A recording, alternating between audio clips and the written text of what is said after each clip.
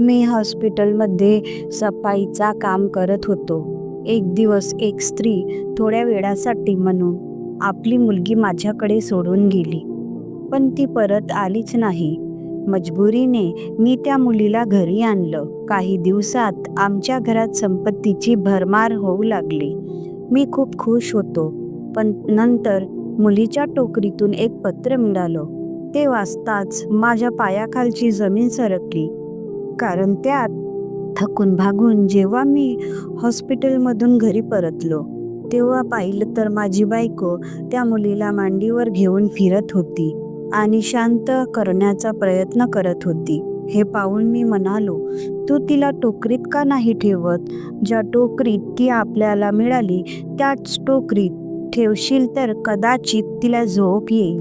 मी सुचवलं. आम्ही दोघेही निसंतान होतो आणि माझ्या बायकोला मुलांना सांभाळण्याचा अनुभव नव्हता, म्हणून ती किती वेळापासून तिला मांडीवर घेऊन फिरत होती आणि सतत शांत करण्याचा प्रयत्न करत होती, पण मुलगी कुठेही शांत होत नव्हती. जेव्हा मी तिला सल्ला दिला तेव्हा तिने मुलीला माझ्या मांडीवर दिली आणि म्हणाली, तुम्ही तिला थोडी वेळ सांभाळा, मी तिची टोकरी शोधून आणते. कदाचित मी ती स्टोरूममध्ये ठेवली असेल आणि ती साफ करून घेते, मग त्यात तिला झोपवते. स्टोरूममध्ये तर तुम्हाला माहीतच आहे, उंदीर असतात आणि खूप गंदगी असते. मी मुलीला मांडीवर घेतली आणि प्रेमाने खेळू लागलो. काही वेळातच ती शांत झाली आणि माझ्याकडे पाहून हसू लागली. असं वाटलं जणू तिने मला ओळखलंय. काही वेळाने माझी बायको परत आली आणि तिथेच बसून टोकरी साफ करू लागली. तिने त्यावर जमा झालेली धूळ काढली. जशीच तिने टोकरी मला दिली तसेच मला असं वाटलं की त्यातून काहीतरी पडलं. ही तीच टोकरी होती ज्यात लहान मुले झोपतात आणि आरामाने झोपतात. मी मुलीला टोकरीत ठेवली आणि खाली वाकून पाहिलं की नेमकं काय पडलं. जसंच मी ते पाहिलं तसेच माझ्या पायाखालची जमीन सरकली. ते एक पत्र होतं. मी कापऱ्या हाताने ते उचललं, पण त्यापूर्वीच माझ्या बायकोने काही कामांसाठी हाक मारली. मी पत्र पटकन खिशात ठेवलं आणि स्वयंपाकघरात गेलो. माझ्या बायकोने माझ्याकडे पाहून म्हटलं, मुलीचं दूध संपलंय. मी कालही तुम्हाला सांगितलं होतं, तुमच्याकडे पैसे आहेत ना? आम्ही एक जबाबदारी घेतली होती, पण दुधासाठी आमच्याकडे पैसेच नव्हते. तिचं बोलणं ऐकून मी हसलो आणि म्हणालो, तुझ्या म्हणण्यापूर्वीच मी दूध आणले, लवकर बनव. माझी बायको हे ऐकून हसली आणि म्हणाली, तुमच्याकडे पैसे कुठून आले? पगार येण्यात अजून वेळ आहे आणि बाकीचे पैसे तर घरच्या खर्चात संपले. तिचा प्रश्न अधुरा राहिला. तेव्हा मी म्हणालो, याचं उत्तर मी तुला थोड्या वेळाने देतो. आता आधी तिला दूध बनव. मी थोडा आराम करायला माझ्या खोलीत जातोय. मी असं म्हटलं तर तिने डोकं हलवून मान्य केलं. प्रमिला दूध बनवण्यात व्यस्त झाली. तिला मशगूल पाहून मी माझ्या खोलीत गेलो. आजही मी ते पत्र खिशातून काढलं आणि विचार करू लागलो की ते वाचावं की नाही. माझं हृदय जणू थांबलं होतं आणि मी उलथापालथीत पडलो. जर मी ते वाचलं आणि त्यात अशी काही गोष्ट लिहिलेली असेल ज्यामुळे मी परेशान होईन तर काय? आता तर माझ्या आयुष्याचा थोडा सुकून यायला सुरुवात झाली. जर पुन्हा बेचैनी वाढली तर मी काय करणार? नकळता कापरे हातांनी शेवटी मी तो कागद उघडलाच. हृदय आणि मेंदूच्या या लढाईत जसजसे माझे डोळे त्यावर लिहिलेल्या ओळीवर पडत गेले तसतसे मी आश्चर्याच्या समुद्रात बुडत गेलो. मी खूप वेळ तो कागद हातात धरून बसलो आणि विचार करत राहिलो की हे सर्व काय चाललंय. माझ्या डोळ्यातून सतत अश्रू वाहू लागले. मी कधी कल्पनाही केली नव्हती की त्या कागदात असं काही लिहिलं असेल. माझ्या हृदयात आणि मेंदूत पुन्हा एक विचित्र लढाई सुरू झाली होती आणि मी तिथेच बसून राहिलो. अश्रू थांबण्याचं नाव घेत नव्हते आणि मी विचार करू लागलो की आता मी काय करू. त्या कागदात एक अत्यंत वेदनादायक सत्य लिहिलेलं होतं, ज्याने माझं हृदय हादरून टाकलं होतं. मी तिथेच बसून रडू लागलो आणि माझ्या भूतकाळाच्या आठवणीमध्ये हरवून गेलो. माझं नाव आलोक आहे. मी माझ्या आईवडिलांचा सर्वात लहान मुलगा आहे. माझ्यापेक्षा मोठे 2 भाऊ आणि 1 बहीण आहे. आणि त्याच्यानंतर माझा जन्म झाला. मी गरजेपेक्षा जास्त अंशाही संतान होतो. मी या जगात का आलो याचा अंदाज मला आईवडिलांच्या थंड वागण्यातून आला. बालपणापासून जेव्हापासून मी होशात आलो तेव्हापासून मी नेहमी आईवडिलांना मोठ्या भावंडांवर प्रेम लुटताना पाहिलं. पण माझ्याकडे त्यांचं कधीच लक्ष जात नव्हतं. हे पाहून माझं हृदय आतून तुटत जायचं. लहान वयापासूनच मी हे सर्व पाहिलं तर मनातच ठरवलं की जे लोक माझ्यावर प्रेम करत नाही, मीही त्यांची काहीही ऐकणार नाही आणि त्यांच्या म्हणण्याप्रमाणे वागणार नाही. ही गोष्ट मी मनात गाठ बांधली आणि नेहमी त्यावर अंमल करत राहिलो. मला प्रेम तर सोडा, उलट अपनांचा माझ्यावरचा द्वेष वाढत गेला. जेव्हा कोणी नातेवाईक घरी यायचे किंवा रस्त्यावर भेटायचे आणि मी तिथे असायचो तर हे सर्व असंच म्हणायचे, याच्यासाठी दुआ करा, याने आमची नाकदम केली, याने आम्हाला कुठेही राहू दिलं नाही, आम्हाला खूप सतावलंय. याची तशी पण गरज नव्हती, पण हे जगात आणलंच, कमीत कमी एक चांगलं काम तरी करू दे आणि आमच्या म्हणण्याप्रमाणे चालू दे. तेव्हा मी फक्त 10-12 वर्षाचा होतो, पण अशा गोष्टी वारंवार ऐकायला मिळायच्या. अशा गोष्टी ऐकून माझं हृदय तुटायचं. पण त्याऐवजी मी आई वडिलांचे ऐकून त्यांच्या नजरेत चांगला होण्याचा प्रयत्न करायचो. मी आणखी जिद्दी होत गेलो. याच कारणाने मी जास्त अभ्यासही केला नाही आणि फक्त 5वी पास करून घरी बसलो. मी म्हणालो की आता मला अभ्यास करायचा नाही, मला कामावर लावा, मला पैसे कमवायचे आहेत. मी बालपणापासून पाहिलं होतं की आई वडिलांचं प्रेम फक्त मोठ्या भावंडांसाठी आहे. मला कुठल्याही परिस्थितीत त्याचं प्रेम मिळणार नाही, म्हणून मी स्वतःशी वचन दिलं की मी त्यांची काहीही ऐकणार नाही आणि जे मला हृदयात बरं वाटेल तेच करणार. आईबाबांनी मला एका मेकॅनिककडे काम शिकायला पाठवलं. घरची झिडकारणी सहन करत करत मी मानसिकदृष्ट्या त्रासलेला राहू लागलो आणि पूर्वीपेक्षा जास्त जिद्दी झालो. मी प्रत्येक काम करायचो ज्या आईवडिलांना नापसंत होतं. मी त्यांच्या नजरेत आधीच पडलो होतो. आता ते मला बदुआ देत आणि म्हणत, तू कुठेही राहणार नाहीस, तू आम्हाला त्रास देऊन असा गुन्हा केला ज्याची माफी नाही. मी एकट्या खोलीत बसून रडायचो आणि विचार करायचो की हे लोक माझ्याशी असं वागतात का? मी तर कधीच कुणाचं वाईट चिंतलं नाही. या जगात आणण्याचा निर्णयही त्यांचाच होता, मग माझ्यावर इतका द्वेष का? या सर्व गोष्टी विचार करत करत मी एकदम चूप झालो. कुणाशी बोलत नव्हतो, नीट खात नव्हतो. सकाळी लवकर उठून मेकॅनिकच्या दुकानात जायचो आणि तिथे बसून रडत राहायचो. लवकरच आईला जाणवलं की त्यांनी माझ्याशी खूप चुकीचं केलंय आणि कदाचित माझी स्थिती त्यांच्यामुळे खराब झाली.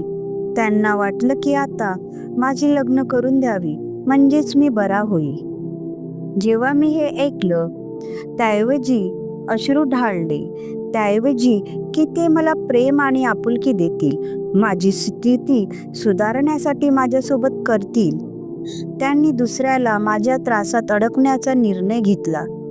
मग मी स्वतःच इलाज करायला सुरुवात केली आणि अशा लोकांसोबत बसू लागलो ज्यांना माझ्या मनावर चांगलाच प्रभाव पडतो.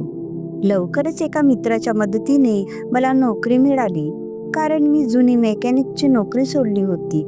वैसे ते मला फार पैसे देत नव्हती.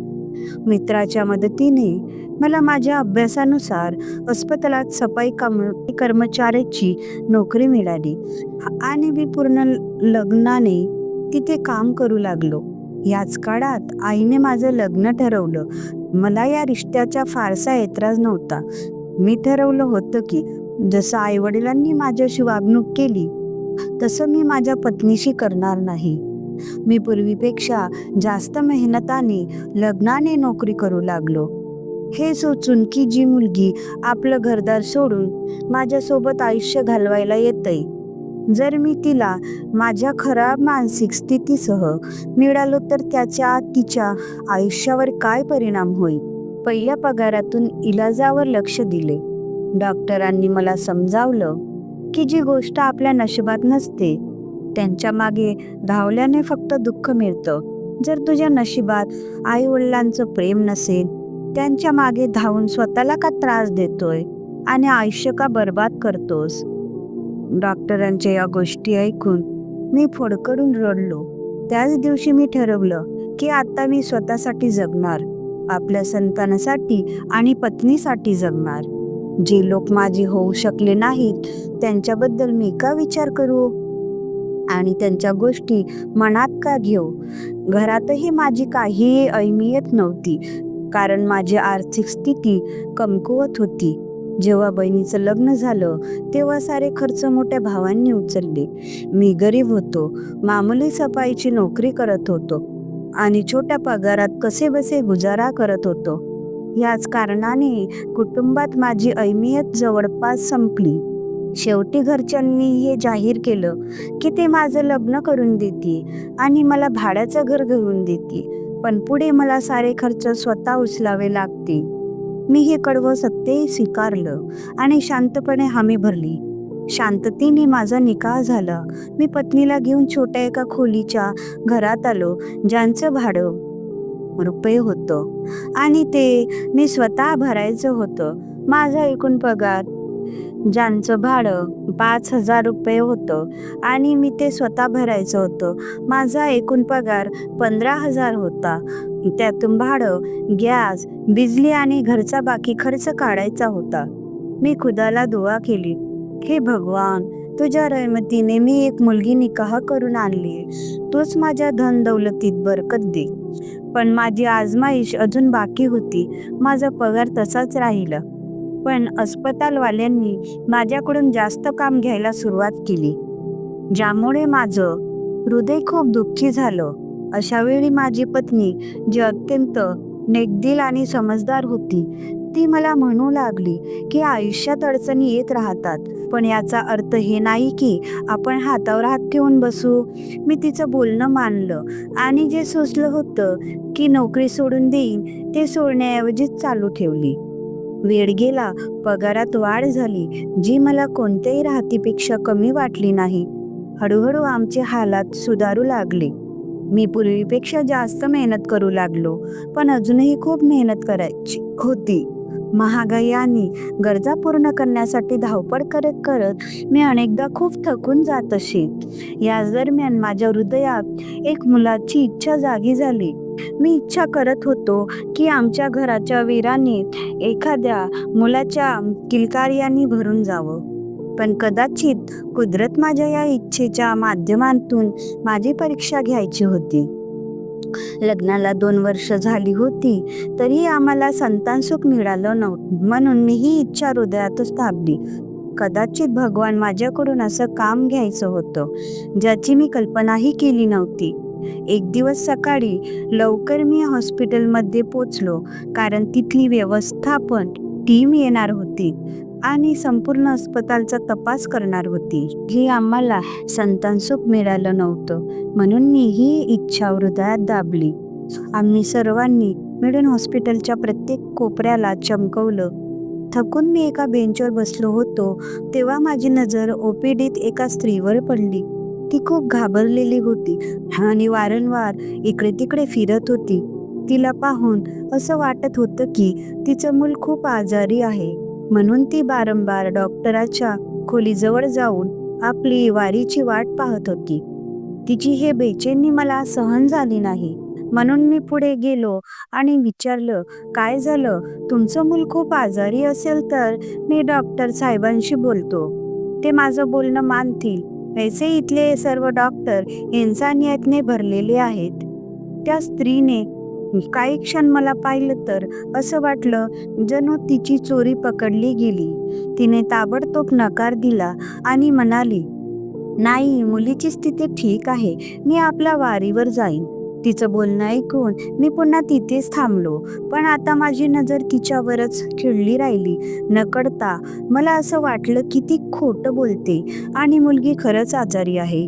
मुलगी सतत रडत होती आणि शांत होण्याचं नाव घेत नव्हती. यामुळे मला शंका आली. अचानक ती माझ्याकडे आली आणि मुलीला माझ्या मांडीवर ठेवली. ती म्हणाली, तुम्ही हे जरा वेळ धरा, मला एक जरुरी कॉल करायचा आहे. इथे अस्पतालात सिग्नल येत नाहीत, म्हणून बाहेर जावं लागेल. तुम्ही विश्वासू दिसता, म्हणून हे तुमच्या हवाली करते. फक्त थोडी वेळ सांभाळा, मी येतो. मी त्याच्या आब्बूशी बोलून येते, हे म्हणून ती वेगाने बाहेर निघून गेली. मी तिथेच बसून तिच्या परत येण्याची वाट पाहू लागलो, जेणेकरून ती मुलगी घेऊन जाईल आणि मी माझ्या कामावर परत जाईन. पण 15 मिनिटं गेली, नंतर अर्धा तास आणि मग 1 तास झाला, पण ती परत आली नाही. आता मी खरंच परेशान झालो. मुलगीही सतत रडत होती. मी त्या स्त्रीला शोधण्यासाठी ओपीडीतून बाहेर पडलो आणि संपूर्ण अस्पताल पालथं केलं, पण ती कुठे दिसली नाही. शेवटी थकून चौकीदाराकडे पोहोचलो, तर त्याने सांगितलं, ज्या स्त्रीबद्दल तुम्ही बोलताय ती तर खूप आधीच गेटमधून बाहेर गेली आणि परत आत आलीच नाही. हे ऐकून माझ्या पायाखालची जमीन सरकली. मी तिथेच उभा राहून विचार करू लागलो की आता मी काय करू. माझी स्थिती खराब झाली होती. मुलगी रडून रडून आता शांत झाली होती आणि झोपली होती. तिला पाहून माझ्या हृदयात एक विचित्र भावना निर्माण झाली. मला वाटलं की कदाचित हे भगवानची माझ्यासाठी परीक्षा किंवा इनाम आहे. त्या स्त्रीने कदाचित मला पाहूनच मुलगी सोपवली असेल. कदाचित ही भगवानची मेहरबानी आहे की तो माझ्या निसंतानावर कृपा करत आहे. जर मी ही मुलगी नाकारली तर खूप मोठा गुन्हा करेन. याच विचाराने मी ताबडतोब सुट्टी घेतली आणि त्या मुलीला घरी आणलं. घरी आल्यावर मी पत्नीला सगळी परिस्थिती सांगितली, तर ती विचित्र नजरेने मला पाहू लागली. मी तिच्या नजरेचा अर्थ समजलो आणि ताबडतोब सफाई दिली. तू जे काही विचार करते ते अजिबात नाही. तूच माझ्या आयुष्यातली पहिली आणि शेवटची स्त्री आहेस. ही मुलगी त्या स्त्रीने मला सोपवली आणि आता मी वाट पाहीन. जर ती 2-3 दिवसात हॉस्पिटलमध्ये आली नाही तर आम्ही तिला आपली मुलगी मानून पाडू आणि तिची परवरिश करू. तू यासाठी तयार आहेस का? माझं बोलणं ऐकून ती रडू लागली आणि म्हणाली, मी तर पूर्ण आशाच सोडली होती, पण आता जेव्हा ही आमच्या आयुष्यात आली तर मला वाटतंय जणू मी पूर्ण झाले. तिने ताबडतोब मुलीला टोकरीतून काढलं ज्यात ती स्त्री तिला सोडून गेली होती आणि ताबडतोब तिला न्हाऊ घालून स्वच्छ केलं. मग ती तिच्यासाठी दूध शोधू लागली. जेव्हा मी पाहिलं की ती तिला म्हैशीचं दूध पाजणार आहे, तर मी ताबडतोब रोखलं. इतक्या लहान मुलीला फॉर्म्युला दूध दिलं जातं. माझ्याकडे काही पैसे आहेत, मी जाऊन दूध आणतो. हे दूध देत नाहीस, नाही तर काही झालं तर मी स्वतःला कधीच माफ करणार नाही. हे म्हणत मी खिशात हात घातला, तर त्यात काही पैसे होते. मी 500 रुपयांचा छोटा डबा घेतला आणि घरी परतलो. 2-3 दिवस असेच गेले. आता मुलगी पूर्वीपेक्षा चांगली दिसत होती. ती आता रडत नव्हती, तर असं वाटत होतं जणू ती आपल्याकडे आलीये. तिला फक्त ममतेची ऊब होती, जी माझी बायको तिला देत होती. याच कारणाने ती शांत राहत होती आणि अजिबात रडत नव्हती. या मुलीला बोध घेतल्यानंतर मी माझ्या आयुष्यात काही बदल जाणू लागले. हे बदल आर्थिकदृष्ट्याही होते. मुलीला गोद घेतल्यानंतर 3 दिवसाचीच माझ्या बॉसने मला ऑफिसमध्ये बोलवलं आणि म्हटलं, तुम्ही खूप काळापासून आमच्या अस्पतालात काम करताय, म्हणून आम्ही तुमचा पगार वाढवण्याचा निर्णय घेतलाय. आम्ही सर्व सफाई कर्मचाऱ्यांचा कामाचा तपास केला आणि पाहिलं की तुम्ही सर्वात जास्त मेहनती आहात, म्हणून तुमचा पगार 22,000 वरून 30,000 केलाय. हे ऐकून माझ्या पायाखालची जमीन सरकली आणि माझ्या डोळ्यातून आनंदाचे अश्रू आले. मी कधी विचारही केला नव्हता की ही मुलगी माझ्यासाठी इतकी सौभाग्यशाली ठरेल आणि मी माझ्या नशिबावर खुश झालो. घरी पोहोचून मी सर्वात आधी ही खुशखबरी पत्नीला सांगितली. तीही आनंदाने नाचली आणि म्हणाली, भगवानने या मुलीच्या माध्यमातून आमची मदत केली. मला वाटतंय हे आमच्या हालात बदलण्यात खूप मोठी मदत करेल. ही खुशनसीब आहे, पण कळता कोण बदनशीब होता ज्याने आपली संतानही बेसहारा केली. माझी पत्नी त्याबद्दल विचार करून उदास होत असे. जेव्हा मी तिला तसल्ली देईन की आता ती आमच्याकडे आहे आणि आम्ही तिला सर्वोत्तम जागी पाठवायचं, आमचं घरच तिच्यासाठी सर्वोत्तम आहे आणि पहा, तिच्या येण्याने तिचं नशीबही आमच्याकडे येऊ लागलं. याचा साफ अर्थ असाच की आता ती आमची संतान झालीये आणि आम्ही तिला आपली बनवून पाडू. जेव्हा माझ्या घरच्यांना याबद्दल कळलं तर त्यांनी मला कठोरपणे मनाई केली आणि म्हटलं, स्वतःच्या पायावर कुल्हाडी मारू नकोस. पण त्यांची सोच पाहून मला खूप अफसोस झाला की हे लोक किती संकुचित मानसिकतेचे आहेत. जर मी तिला आपलं नाव दिलं नाही तर मी काय करणार? मी तिला या निर्णयी जगाच्या हवाली करू देऊ का, जिथे न कळता तिच्याशी काय वागणूक होईल? म्हणूनच मी घरच्यांशी बोलणी ऐकली नाही आणि फक्त ऐकून घेतलं, पण अंमल केलाच नाही. कारण ती मुलगी माझी बेटी झाली होती आणि तिच्यापासून वेगळं होण्याचा विचारही मी करू शकत नव्हतो. याच काळात माझी भेट एका जुन्या मित्राशी झाली. त्याने मला म्हटलं, मी पाहतोय की तू खूप काळापासून अस्पतालात सफाईचं काम करतोय. माझ्याकडे तुझ्यासाठी एक नोकरी आहे, पण त्रास असा की ती नोकरी 3 महिन्यानंतरच मिळेल. जर तू वाट पाहू शकतोस तर मी तुझं नाव तिथे पाठवू शकतोस. मी पगाराबद्दल विचारलं. जे रक्कम त्याने सांगितली ते ऐकून माझे होश उडाले. 50,000 पगारसह सर्व सुविधा. मी ताबडतोब त्याला माझं नाव देण्यास सांगितलं. त्याने सल्ला दिला, तू जुनी नोकरी सोडू नकोस. जर नशिबात असेल तर 3 महिन्यानंतर नक्कीच बोलावती. मी हमी भरली आणि त्या नोकरीसाठी वाट पाहू लागलो.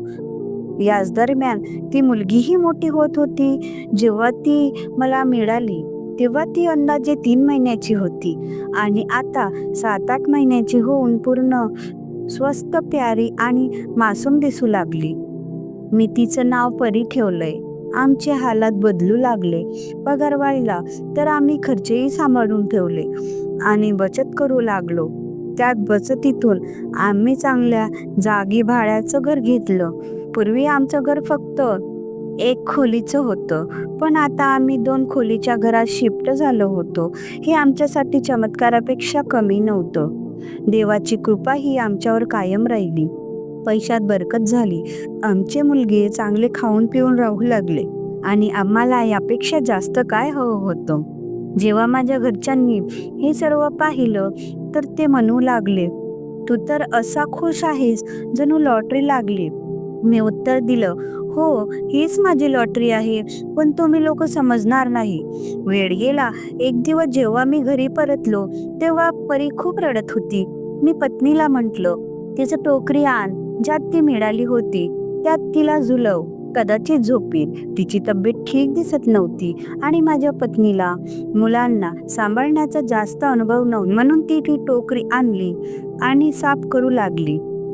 जसाच तिने टोकरी साफ केली त्यातून एक कागद पडला. मी पटकन नजर चुकून तो कागद उचलला आणि मुलीला पत्नीच्या हवाली केली. मग मी तो कागद घेऊन खोलीत गेलो. जसाच मी तो कागद उघडला तसाच माझ्या पायाखालची जमीन सरकली. त्यात एक चिठ्ठी होती ज्यात स्पष्ट लिहिलं होतं, मी ही मुलगी तुमच्या हवाली केली तर की तुम्हीच तिचे शाश्वत हक्कदार आहात. हकीकत ही आहे की तिचे वडील तिला मारण्यावर तत्पर आहेत. ही माझी 5वी मुलगी आहे आणि मला तिचे जीवन वाचवायचे आहे. मी एक मजबूर आई तिला तुमच्या हवाली करते. तिला नेहमी खुश ठेवा आणि कुणाला सोपू नका. जर शक्य झालं तर मी वेळोवेळी येऊन तिची तब्येत विचारत राहीन. तुम्ही मला एक नेक आणि भला माणूस वाटता, कारण मी तुम्हाला खूप काळापासून इथे हॉस्पिटलमध्ये काम करताना पाहते. मी इथे काम करणाऱ्या महिलांकडून तुमच्याबद्दल जाणलं. मला कळलं की तुम्ही निसंतान आहात. जेव्हा देवाने मला मुलांच्या ऐवजी मुली दिल्या होत तेव्हा मी माझी एक मुलगी तुम्हाला सोपवली, कारण तुम्हीच तिचे खरे हक्कदार आहात. जर शक्य असेल तर मला माफ करा आणि त्या मुलीचं खूप चांगलं रक्षण करा. कृपया त्या मुलीला कधीही सांगू नका की तुम्ही तिला गोद घेतलंय. तिला नेहमी असं सांगा की तुम्हीच तिचे असली आई वडील आहात, जेणेकरून तिच्या हृदयात असली आई वडिलांबद्दल द्वेष निर्माण होणार नाही आणि ते उत्तम वातावरणात वाढे. माझी ही मुलगी खूप किस्मतवान आहे. तिच्या जन्मानंतरच तिच्या वडिलांकडे खूप धन आलं, पण त्याने त्याची कदर केली नाही. तो नेहमी तिला मारण्याची योजना आखत होता, कारण ही मुलगी त्याच्या मुलाच्या इच्छेवर पाणी फिरत होती. तुम्ही तिला आपल्याकडे ठेवा आणि पहा तुमच्या आर्थिक परिस्थितीत किती मोठी बदल होईल. पण तिला फक्त किस्मतवान समजून प्रेम देऊ नका, तर तिला हृदयाने आपले समजून पाला. तुम्ही पाहिलं की तुमचे दिवस फिरतील. मी तिथे बसून रडत राहिलो. मी तिला नेहमी आपली मुलगी समजून प्रेम दिलं. कधी तिला फक्त भाग्यशाली समजून ठेवलं नाही. कदाचित याच निस्वार्थ प्रेम आणि मातृत्वपूर्ण वागण्यामुळे देवाने माझ्यासाठी अपार बरकत आणि समृद्धीचे दरवाजे उघडले. माझ्या दोन्ही भावांचा व्यवसाय बुडाला आणि ते रस्त्यावर आले. अशा वेळी ते माझ्याकडे मदत मागायला आले. तेव्हा माझी नोकरी लागली होती आणि मला 50,000 पगारासह घरही मिळालं होतं, जे माझ्या नावावर होतं. काम खूप सोपं होतं, जे माझ्यासारख्या अनपडही करू शकतो.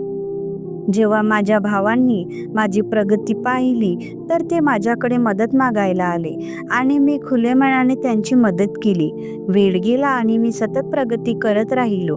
सोबतच अभ्यासही सुरू केला, जेणेकरून आयुष्यात जे चुका केल्या त्या सुधारता येतील.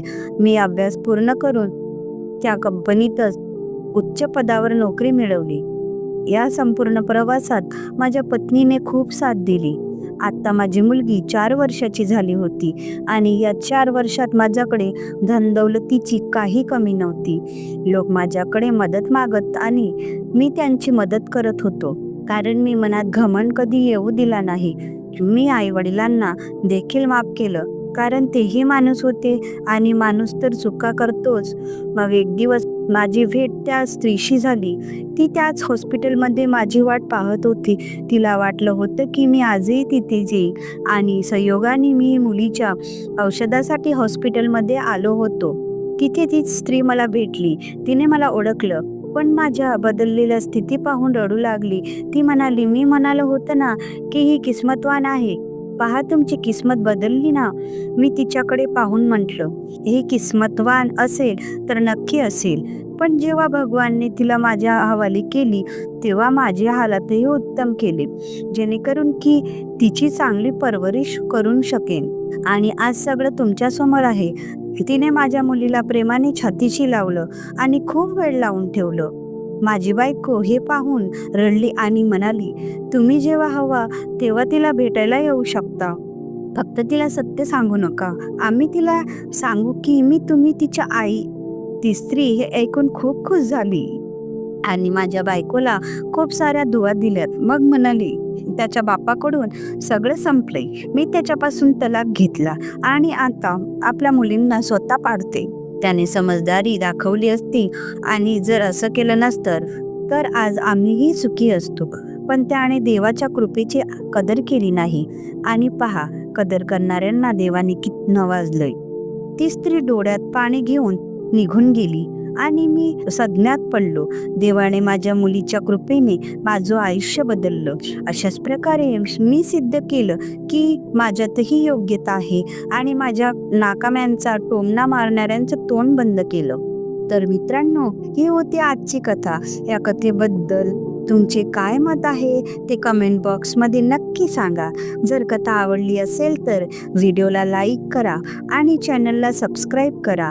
बेल आयकॉनवर क्लिक करून ऑलवर सेट करा, जेणेकरून नवीन व्हिडिओची सूचना ताबडतोब मिळेल. धन्यवाद.